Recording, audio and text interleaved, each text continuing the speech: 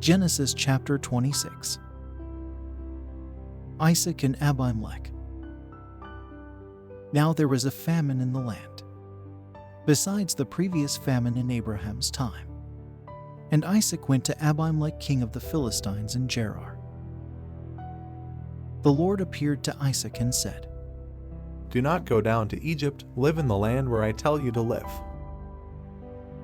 Stay in this land for a while, and I will be with you and will bless you. For to you and your descendants I will give all these lands and will confirm the oath I swore to your father Abraham. I will make your descendants as numerous as the stars in the sky and will give them all these lands. And through your offspring all nations on earth will be blessed, because Abraham obeyed me and did everything I required of him, keeping my commands, my decrees, and my instructions. So Isaac stayed in Gerar. When the men of that place asked him about his wife, he said, She is my sister. Because he was afraid to say, She is my wife. He thought, The men of this place might kill me on account of Rebekah, because she is beautiful. When Isaac had been there a long time, Abimelech king of the Philistines looked down from a window and saw Isaac caressing his wife Rebekah. So Abimelech summoned Isaac and said, She is really your wife. Why did you say, She is my sister? Isaac answered him, Because I thought I might lose my life on account of her.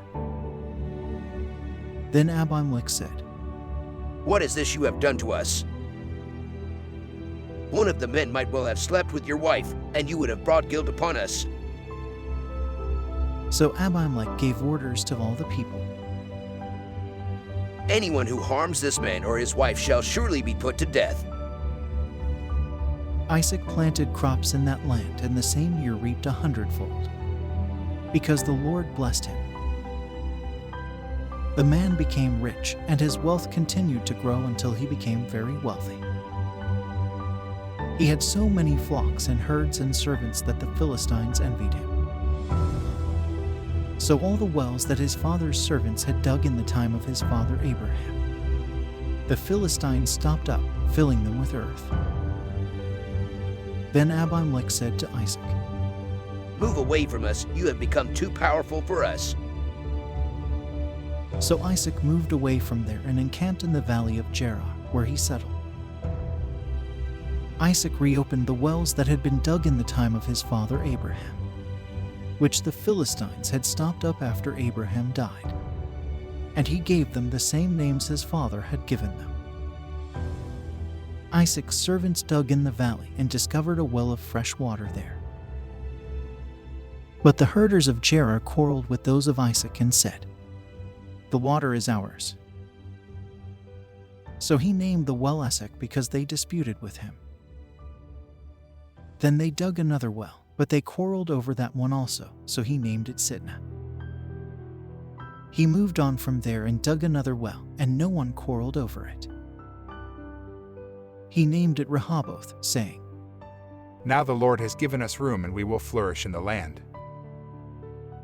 From there he went up to Beersheba. That night the Lord appeared to him and said, I am the God of your father Abraham.